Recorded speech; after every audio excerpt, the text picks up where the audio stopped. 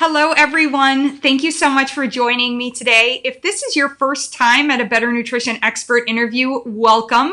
I'm Ashley Koff. I'm a registered dietitian, and I am CEO of the Better Nutrition program, where we provide practitioner-developed better nutrition assessment tools. And I just want to do a couple of housekeeping things. If you are watching us live, awesome. We will get your questions in. Please ask them. If I don't ask them of our guest, of our expert at that specific moment, it's just because I'm trying to keep a little bit of a flow in here, but don't worry, I'll get your question asked. And then if you are not watching us live, that's awesome. We hope that you are enjoying something and have found a better time to join us. And so if you're not watching us live, you can still get your questions answered. Just go ahead and put them in the comment section, and I will make sure that we get them answered by our expert, which leads me to a little bit of a lexicon conversation. We're going to actually dive into why it's so important to understand the words that people are using and also understand who someone is that you're actually hearing those words from.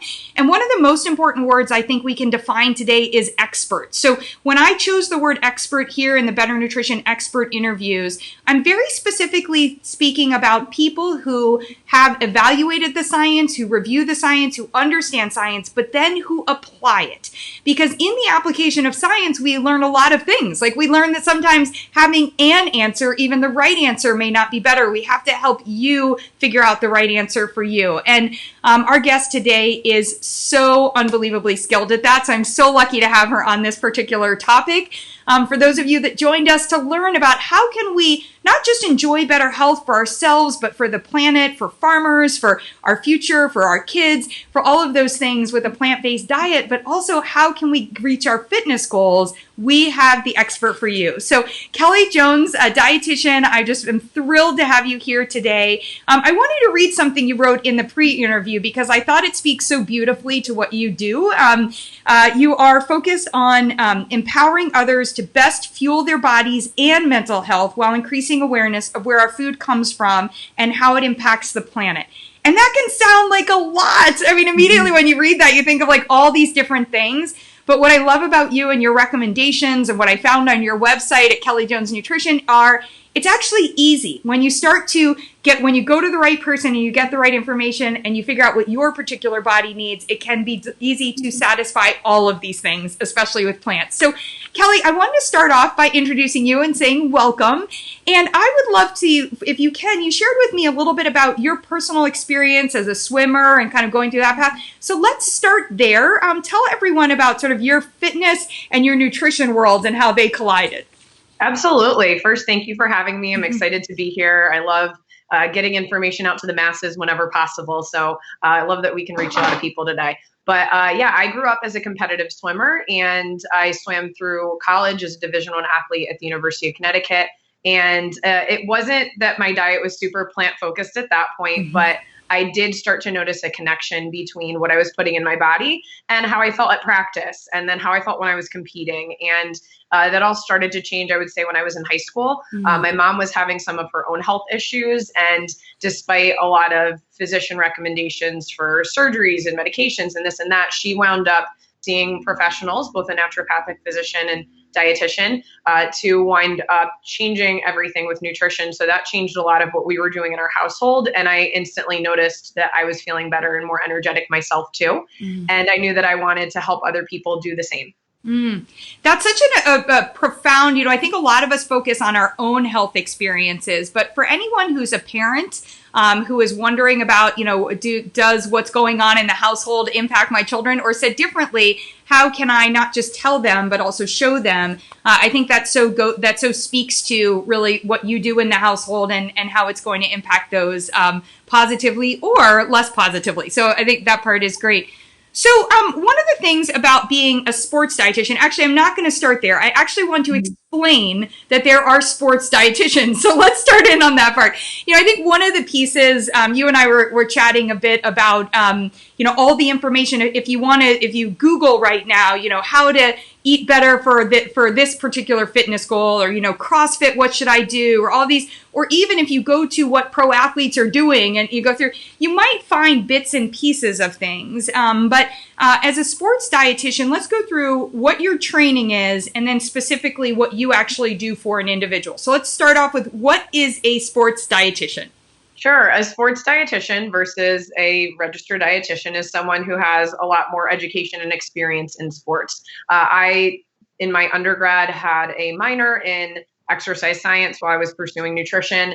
And then in grad school, focused my studies and my research on exercise physiology.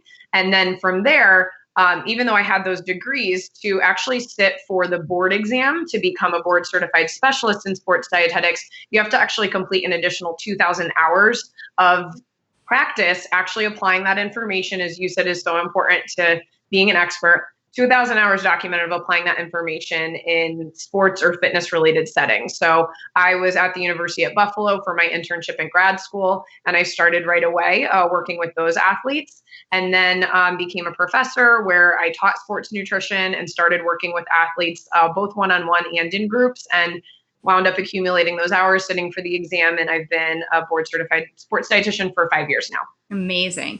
So I think that's a key piece, which is where the difference there. And I always say this about, you can be on Instagram and get great information from somebody who is practicing something in their life and sharing it with you. But for those of us in the dietetic field, and I would say this in the larger medical field, we're actually taught to assess you first, and then to figure out what you actually need, as opposed to sharing what we do. In fact, I think many of us have been reticent at times to share what we do because we're like, well, it may have no relevance for you at all. And I think when we get into the sports place, that's particularly challenging. It presents its own challenge and opportunity. So if I am a practitioner watching today, or if I'm an individual watching today, and I kind of feel like I'm an athlete, but I'm not a Division 1, 2, or 3, I'm not being paid professionally, but I'm interested in training for several marathons, or I am interested in walking my first half marathon, or I used to sit on the couch and now I'm actually regularly going to, a HIIT workout or an Orange Theory or something. How do we know when a sports dietitian is going to be the right person for us? And that's going to be my first question. And then the second question is, how do we help people who are athletic or their exercise is athletic? Do you know what I mean? So you can see I'm fumbling because it's such this is a hard area. So let's go through. First, when does somebody definitively benefit from seeing a sports dietitian? Sure. And I think that you really did a good job of explaining how difficult it is to determine whether or not you're an athlete or just generally active. And I actually find, unfortunately, that in the fitness club settings, I've consulted for a couple really large fitness clubs. In the fitness club settings, you have these people who might be working out 2 hours a day or, at least an hour every single day at high intensities, doing a variety of different things. And they don't consider themselves athletes. Mm-hmm. And they don't consider that their body requires so much more energy and nutrients to support all that added positive stress, but stress they're putting on. And so I find a lot of times when I was in those settings, it was convincing people of the fact that they were doing a lot with their body and that they had to refuel appropriately. Mm-hmm. So I find that more often than not, people don't understand that they've reached that level. Now, intensity is part of it, but also just duration. So if you have someone who, like you said, is going from not exercising at all for years and years, and now all of a sudden, even if it's that they're fitting in 45 minutes most days of the week, that's something that's very different for them. It's definitely an added stress on their body, and they're going to want information on how to best support that activity. Because what ends up happening when you're not used to expending all of that energy is that you might not fuel enough beforehand, or because of the messages that you see out there, you think that while you're exercising, you shouldn't be getting hungrier, that it should all be about weight loss, all this mixed messaging. So people wind up often overeating later, having nutrient deficiencies, and we want to make sure that people understand the nutrient timing too, and when to eat, not just what to eat. Mm-hmm. So what would be some questions if I'm a dietitian in practice and I'm not a sports dietitian, and also if I am a fitness professional, hi to so many of you that are fitness professionals that are a part of the Better Nutrition program, and you're wanting to assess your client, what are some of those questions that you can ask to understand how you should be thinking about their nutrition? Sure. So I care a lot about how people feel. And as you mentioned, you took that little snippet from the pre-interview of I care how people are feeling physically, but also mentally. And I notice a lot of times that people kind of just push away the decreases in mental energy. They think it's all about willpower and pushing through and just following a really strict plan. So I want to know how people feel on a day-to-day basis throughout the day, and when and what they're eating throughout the day too, that we can then maybe make some associations with. So before I ever meet with anyone one-on-one, I want them to complete a detailed, not necessarily this is exactly how many grams or ounces of whatnot I'm eating, but a detailed hunger and fullness and symptom log, I call it. So, what time is it and where are you? Are you sitting at your kitchen table? Are you in your car? And, what are you eating and how do you feel right now? If you're, constantly lethargic at 3 p.m., and you're trying to just push through and make it to your workout and then make it home later, and you wind up binge eating and then feeling more tired, then we know that there's certain things that we can focus on. So I definitely get really into detail on how are people feeling and what are the consistent patterns that we see, and then I kind of go from there. So that's the easiest thing to do without any blood work or communication with a physician too. Yeah. Well, it's interesting you bring that up. One of the people I consulted with when we were developing the Better Nutrition Journal is a very well-known fitness trainer, and he also trained celebrities. At the time I happened to be, in Los Angeles, and that was his number one recommendation, that our journal, and so the journal goes by pit stops and really looks at throughout the day, because we can figure out how we're feeling in those pieces, and that's going to tell us so much. So, and also one of the other pieces was, how do you feel about your exercise today? And I was like, no, don't we need to know what they did? And he said, no, you need to know how they feel about what they did. Because if you have somebody that's like, I rocked it, and their rocking it was that they got up and took the dog outside, you need to know that that's their barometer for how they feel about rocking it, right? So I think that part was really important. Okay, so there's so much in this that I could unpack on just the sports nutrition side. I'm going to pause and just say to anyone, Kelly is a wealth of resources. And if you want to know more about exploring this and diving into it, please head to her website and connect with her. I found so many resources. As I said, I was like, I could have a 2-hour conversation. But since I can't do that right now, I'm fascinated about the role of plants in satisfying, like checking all those boxes. So for people's bodies, for people's minds, for better for the planet, for better for the future. So I want to dive into that part. And one of the things that I think is so powerful that you were pointing out is when we think about what the body experiences in fitness, and then as a result, what the body needs, plants are uniquely equipped to satisfy that. And so help me go through that, because I think one of the things we've done is we've talked about if you've worked out, like even if you haven't worked out hard, but if you've worked out, you need protein. And what we're saying is, like, if you've worked out, actually some other things have happened. So it's a leading question. I think you know where I'm going with it. So I'll let you go. And I think that, you mentioned plants and how powerful they can be. And I try to have not an all or nothing approach, which some people can tend to have. They're like, oh, we need all this protein and that's what I'm going to focus on all day long, and I need so many animal products for it. Or then you'll have these people who think that, well, to perform well or be healthy, I have to go completely vegan, even if that's not what's best for their body. And everyone does have these individualized needs, as you've mentioned, but a lot of people, most people think, oh, I exercise and I have to repair my muscles with protein and that's it. And your body is going through many other stressors. And that's why exercise is so good for your heart and your lungs and your circulatory system and your bones and your joints and your mental health. So we have to consider all the positive stressors on those systems too. And the fact that we also need to repair all of them. Now, obviously protein's important, but what I tend to find, and I'm sure you've seen with people too, is that they're eating plenty of protein. And sometimes it might be that we're timing it incorrectly. If we need to focus on protein at all, maybe we're not eating any at breakfast, or we're loading too much at lunch or dinner. But people forget about all of the extra energy that exercise requires. And often their carbohydrate intake is actually not adequate because they're focusing so much on that protein. And on top of the carbs, they end up maybe being lower in antioxidants, vitamins, and minerals that you can get from plant foods that are rich in carbohydrates, because they're focused so much on the animal proteins. Mm-hmm. And so let's talk about that a little bit. I love that we were talking about exercise as all these stressors, right? It's probably like when somebody says that. I had a funny one where somebody came home from the doctor and she said, I got to work on my stress. So I'm going to stop working out because I read this article about how working out stresses the body. And I was like, noted.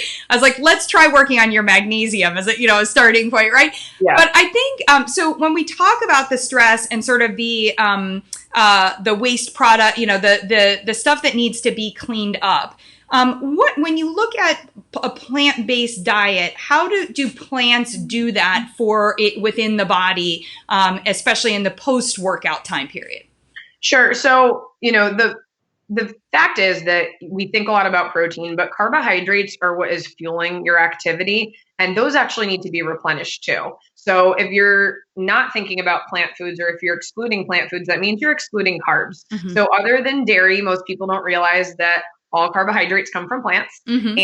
And by not focusing on them, you're limiting your energy intake, but then you also limit these, again, vitamins, minerals, and antioxidants. So especially if you're increasing your activity a lot from where you were, or if you are participating in an activity or sport that has extra stress on your lungs, like endurance running or cycling, or a cold weather sport like skiing or hockey, all of the antioxidants that are important just to support longevity, like vitamin C and mm-hmm. the ones that have a relationship with it, those are going to be obtained from plant foods. Mm-hmm. So, using things like fruits and vegetables all day long, not just right after you exercise, is really important to get adequate amounts of those nutrients. So then you maybe don't have to end up relying on a supplement and spending all of this extra money on those things, when just therapeutically we can use those healthy plant foods.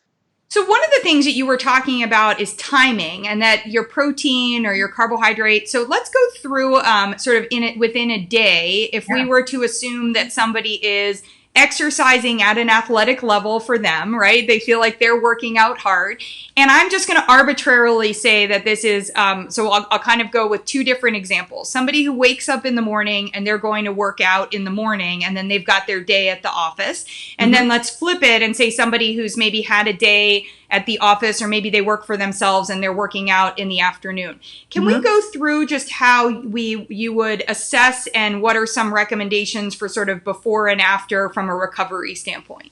Absolutely. And, the timing is important to think about, but it doesn't mean, when I say that timing is important, that it's only pre and post workout, because you have this, window of time where it's really important to get nutrients in after you exercise so that you can replenish things. But if you're sore the next day, it means your body's still recovering from your workout, right? Mm. So I like to remind people that your body's constantly working on repair and recovery, and it's not just a before and after thing. But with your first example of someone maybe waking up and exercising, what I would recommend is probably dependent upon their level of fitness and how long they're going to be exercising for. Mm. So if someone wakes up and they're a marathon runner, and it's a morning where they're just going on a 3-mile jog, which is nothing to them, they may not really need anything if they ate enough food and they drank enough fluids the day before, because their body's trained to that level. Now, if you're newer to exercise, or that 3-mile run is going to be a little bit more stressful for you, I would want you to put something in your body before you head out the door. So maybe something like dried fruit,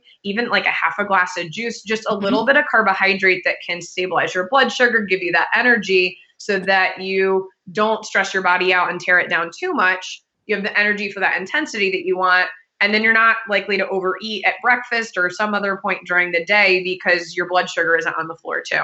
Yeah. So I'm going to pause for one second, because we just had 3/4 of the world in the US that think that juice and dried fruit are on the list of oh my gosh, you should never have. You're not keto, you're not paleo, sugar. So let's say that you're somebody who, in that space, as you were saying, you're not a marathoner, but you run, so, you're going out and the 3-mile isn't going to be awful for you, and saying, hey, I want to have a little something, but I don't need to.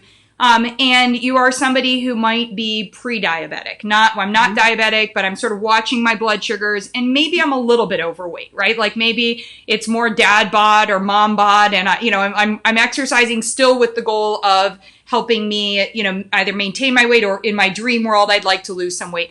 Can we still get away with the sugars there, or should we be turning to something that is protein, fats? Should we be doing nuts before the run, or, that kind of thing?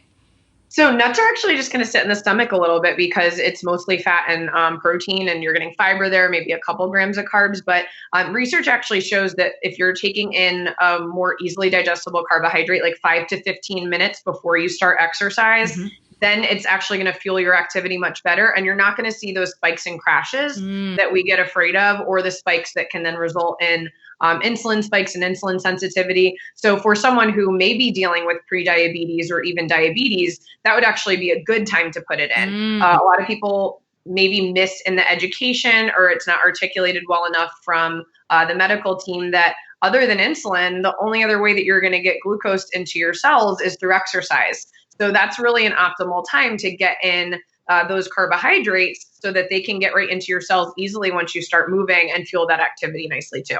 Got it. And coffee is from a plant. So does coffee count as my carbohydrate? So does not count as carbohydrate, but caffeine does show some benefits. And this can vary person to person. I'm sure that either you've had, or we'll have some people on here talking about nutrigenomics, but we're finding that through genetics, some people respond well, some people not so well to caffeine. But in a lot of studies, we know that caffeine can decrease your rate of perceived exertion through exercise. So some people might be able to exercise a little bit longer or a slightly higher intensity, but it's not providing those carbs by itself. So you could have the coffee with your dried fruit and maybe that could satisfy. Okay, great. So I know that was a lot of stopping, but I wanted to, those are some of the key questions that I get from folks. And I think it's really important for those of you, again, that are watching that are fitness professionals where you're advising on the nutrition of someone. I think what Kelly was saying in here is also to be aware of their caffeine sensitivity, because that may really be affecting how they have available resources or even their perception of exertion during the workout. Okay. So, and I love this. We're not in pre and post workout, but let's say we've had whatever the carbohydrate and we're not having the nuts and seeds. I love the point of it can sit in your stomach. So now I've gone on that run, or I've done my HIIT workout, or I've done my yoga, and obviously a vast variety of what it has taken away from me or given to me on that part. So what happens when I come home from that piece? Right. So in general, again, I know that I say plant-based, but I try to put out there that plant-based means based in plants. It doesn't have to be exclusively plants. So maybe that's where you do choose to have a couple hard-boiled eggs with a small bowl of oatmeal in the morning because it's quick and you can do it, really fast and even take it out the door. Maybe you have a little bit of extra time and you make a nice little tofu scramble and have a piece of toast or some, potatoes on the side with it, and can mix in some veggies there too. So, the combination of carbs and protein is just what's crucial there. And that's often what's lacking. I like to help people realize that you can get protein in just an oatmeal type based meal too, or even if you're having yogurt and add things to it. So if you are replacing dairy milk, I'm a big advocate for soy milk instead because it has adequate protein versus your almond milks and other things like that, which are fine and have a place. But from a protein perspective in the morning, adding that, you're getting like 7 more grams within your 5 grams of a serving of oatmeal. Add in some nuts and seeds. And, my goal for people is to get at least 15 in the morning if possible for muscle synthesis and recovery. If you were to be doing something a little bit more strenuous, like a high intensity weight training in the morning, then you might want to do something more like a tofu scramble or have something that is a little bit more egg-based, or that might be the time that you choose to have an animal protein too. And that's really interesting because I've actually seen in a lot of the popular media that you don't need carbohydrates for recovery, but that you do need fats. I think we're just so in love with fats right now, but you were mentioning carbohydrates and proteins after, but you also said something about the antioxidants from vegetables. What's the role in fats of including the fats in? Sure. So fats are going to be obviously important to support joint health. And a lot of people forget about that's such a key piece of being able to be active for the long term, not just now. So fats are going to be important for that. They're important for your brain function, which is related to everything in life, but especially I would say exercise too. And all the different, demands of it that are put on your body and your mind. And then heart health and protecting your heart and all of your cells that go under these stresses too. So the fats that you're going to get from plants are typically going to be the healthier types. So plant fat and fish fat is the way that I articulate it to people, are the fats that are going to be the ones that can reduce inflammation, which I think is really crucial for exercise recovery. And again, your muscles, your joints, your heart, your lung, circulatory system. So whether it's going to be avocados or avocado or olive oil that you're cooking with or adding into things, nuts and nut butters and seeds are great in the morning to add a little bit of protein, but also those healthy fats. I think those are fantastic. Awesome. So what are some of the plant traps, like as the day starts to go on, and as people are trying to find more of these plant-based options, like they're saying, okay, I want to take care of my, not just my nutrition, but meet my fitness goals. What would be some of the don'ts on the plant front that you are identifying? Sure. So I think we live in a world right now where there's so many packaged foods that promise that they're going to give you everything in this little package of convenience. And while I'm a mom, I have an almost 15-month-old, and I get convenience now more than ever. But, I think that we tend to gravitate towards those a little bit just because it has the word vegan on it, or just because it has the word protein on it. And people aren't really aware of, okay, in the big picture, what am I actually putting in my body right now? And is it giving me everything that I actually need? So there are so many convenient options that are a little bit less processed that you can pair with something fresh. And in addition to just grabbing something that has that, claim on it, sometimes people are just grabbing a piece of fruit, which is great. But if you're just eating an apple when you're hungry for a snack, you're going to be hungry really soon after. And again, you're not giving your body that continuous amount of protein and fat that you mentioned and all these other nutrients together that are going to help to supply your body with what it needs for recovery. So take that apple and maybe you pair it with a handful of nuts, or maybe you're pairing it with, a fruit and nut bar or something like that. Or if, again, you're including more plants, but still including some animal products, maybe it's something as simple as a string cheese or roasted beans are really popular right now and a really nice portable protein snack too. So pairing snacks together, I think, is really crucial and something that people forget. Yeah, I just was able to try this mung bean, and I think it had grapeseed flour, where I made my own veggie crumble. So like instead of using like the Beyond Meat one, I was able to use this, and I'm not anti. I just was saying like, wow, it's nice to see that you've got the options of just using the individual ingredients to then make it yourself. So I thought that was great. So one of the other the questions I think that people will offer when they're talking about the plant-based is this protein thing is just really confusing. For example, I was just cruising through Instagram, and one of my favorite posts. So like broccoli is literally like my spirit animal. Like I love broccoli. I think like I've had the crazy curly hair my whole life. I'm probably just feel like I am broccoli. But I see these things that broccoli has protein, and if I was to have broccoli after my workout, it's awesome for me, but it is not going to meet my protein needs in and of itself. It is not an egg, and so. Let's talk a little bit about the role of a plant-based diet and meeting those protein needs as you talk about because it's hard when you say, hey, I want to get in 15 grams. Is that 15 grams of complete protein, or is that saying that with these different plants, I'm going to get in the aminos that I need that are going to ultimately deliver the amount of protein? Right. And I do want to clarify too, when I said 15 grams, I really was meaning breakfast. I think that that's, again, a hard time to get it in. So lunch and dinner, I'd probably recommend closer to 25 grams minimum. But 15 is a good number for breakfast at a minimum. And then I try to tell people at least 10 for snacks. But with that being said, the complete proteins, even when I was in school, we were learning that, plant proteins were incomplete. They were missing amino acids. And we're finally starting to see that language shift because it really wasn't accurate. Some plant foods are limited in certain essential amino acids being the building blocks of protein in our muscles and our tissues, for some of the listeners who might not know that.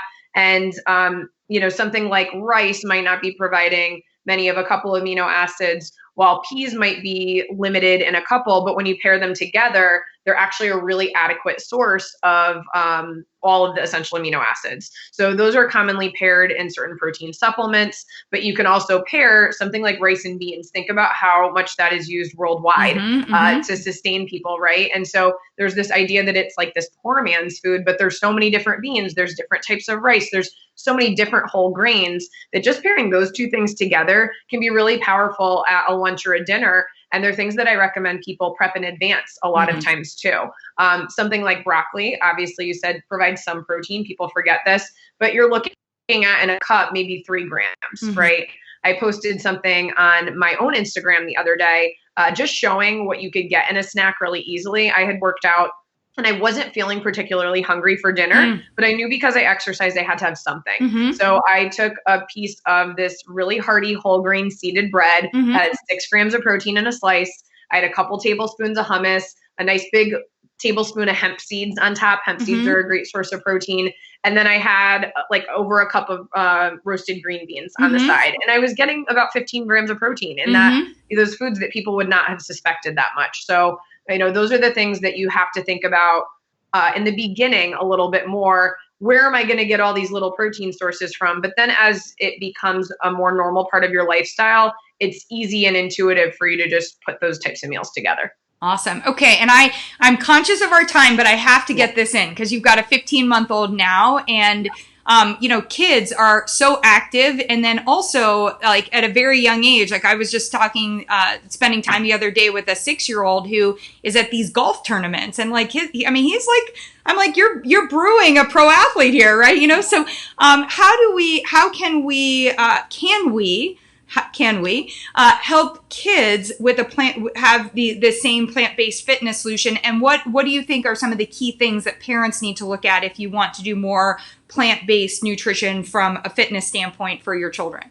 Sure. I think that one thing I really try to push is variety in general. And I think that's something that following a more plant-based diet or trying to incorporate more plants does for people. It increases variety. And I think that's so important for kids and increasing the amount of foods that they'll enjoy and like now and as adults. And the more different foods, the more different colors you get, the more antioxidants that are protecting your body and helping it grow. But with kids in particular, I think the eating frequency for them needs to be even more regular. And I think that, again, with kids, it gets even more so heavy on the convenience foods. And there's certain convenience foods that I think are great and awesome, and I already am including in my son's diet. But I really try to be particular about the packaged products that I buy and ensuring that they're made out of whole plant foods as much as possible. Some of the bars that are just fruit and seeds, like fruit and chia seeds together, could be great before they're heading to soccer practice. Or for my son, just being a toddler and running all over the place, I want to make sure that all the snacks that he's getting, again, you're getting that balance of carbs, fat, and protein all the time for just growth, but then that added activity on top of it. I know that I send him over to his school or his little daycare, and while they have snacks that they do provide, I still tend to send my own stuff, not because I'm super scared of, oh my gosh, she's going to have this one preservative. And to an extent, I don't want all of that. But if they're just having Cheerios at a snack, you're missing out on that protein, right? So what can I add to that for him? And, to get in some protein is what I'm always thinking about too. Awesome. So, you guys, Kelly Jones, is such a great resource, so much information, and she's giving you a free guide on intuitive eating around your nutrition and plant-based for fitness. So, Kelly, tell us for just a quick second about that guide and where people can get that. Sure. If you just go to my website, kellyjonesnutrition.com, it'll just prompt you to enter your email, and it'll send you the PDF guide right away. But it just kind of gives people an idea of how to take information about nutrition and apply it to their own life. Sports nutrition science can be very prescriptive, very focused, because there's such, controlled settings when we look at the research, but that doesn't take into consideration your life, your genetics, your food preferences, your activity. And there's a lot that you can start to explore on your own, even before meeting with a sports dietitian, to kind of figure out, okay, what little things do I have to tweak to make this for me? So that's kind of what it's all about. Awesome. And you also have a course for those that are interested, especially women who are interested in sports nutrition. You have a course with, I think, another dietitian, right? The marathoner. And that's available at fitfueling.com. Is that right? Fitfueling.com. Yes, that's right. And we're redoing the course right now. It's going to relaunch either early to mid-July with some extra resources, but it's all focused again on kind of individualized nutrition for active women. Again, whether you're just going to the gym a few times a week or running those marathons or triathlons. So we try to have a community focus there and have a community group that everyone can kind of connect onto. Well, I'm so grateful. And thank you, Tina, for popping by. You have a fan. Tina was saying, hi, Oh, Kelly. good. Yeah, so we appreciate that. So thank you, everyone, so much for joining us. And again, if questions pop to mind, easily head over to Kelly's website or just drop them here in the comment section and we will get them answered. Thank you so much for joining us. If you are watching on YouTube and you like what you saw, we'd love a thumbs up. Or here on Facebook, you can give us a like. And most importantly, this is a nonprofit project. We are dietitians who are trying to help people get that expert advice so they can actually make a difference in their lives or in your life if you're watching. So please share this with someone that you think that this could help so that we can work harder or we can reach more people, as Kelly was saying in the introduction. So thank you so much for joining us. And thank you, Kelly. I really appreciate it. Thanks again for having me.